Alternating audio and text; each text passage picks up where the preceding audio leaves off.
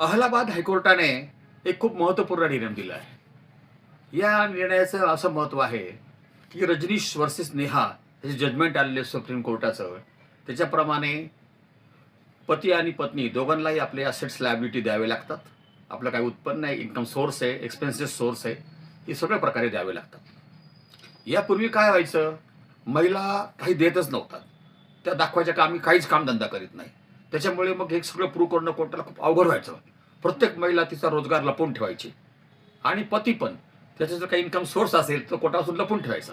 त्याच्यामुळे रजनीश वर्सेस नेहा हे जे जजमेंट आलेले आहे सुप्रीम कोर्टात, त्याच्याप्रमाणे आता अलीकडे मेंटेनन्स संदर्भात ज्या पण काही केसेस कोर्टामध्ये येतात त्या सगळ्या केसेसमध्ये कंपल्सरी ॲप्लिकंट, रिस्पॉन्डंट, अर्जदार सामनेवाले यांना दावा दाखल करतेवेळी, अर्ज दाखल करताना असेट्स आणि लायबिलिटी द्यावी लागते. त्याच्यामध्ये माहिती लपवता येत नाही. जर दोघांपैकी कुणीही आपली माहिती खोटी दिली तर खाली त्या ॲफिडेव्हिटमध्ये एक क्लॉज टाकलेला आहे की खोटी जर माहिती दिली, तुम्ही जर फसवणूक केली तर तुमच्या विरुद्ध गुन्हा दाखल होईल आणि त्याच्यावर तुम्हाला परिणाम भोगावे लागतील, असं स्पष्टपणे आहे. त्याच्या खाली आपण सही करतो, ॲफिडेव्हिट करतो, पण तरी बऱ्याच वेळा खोटी माहिती दिली जाते. अनेक वेळा असं होतं की माहिती देताना काही माहिती दडवून ठेवली जाते, देतच नाही, लपवून ठेवते, नंतर ती उघडकीस येते.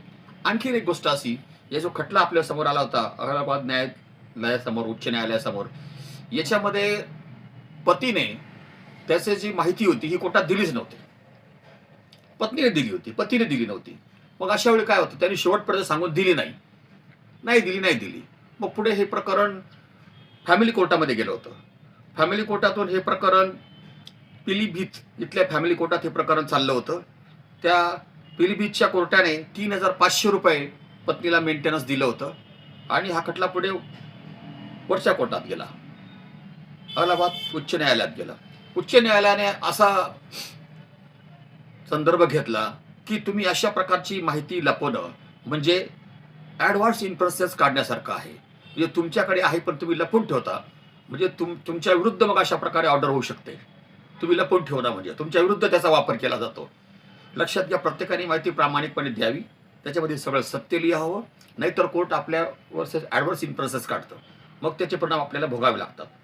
या खटल्यामध्ये नंतर श्याम मोहन बॅनर्जी वर्सेस उत्तर प्रदेश या खटल्यामध्ये न्यायाधीश गरिमा प्रसाद यांनी हा महत्त्वपूर्ण निकाल दिलेला आहे.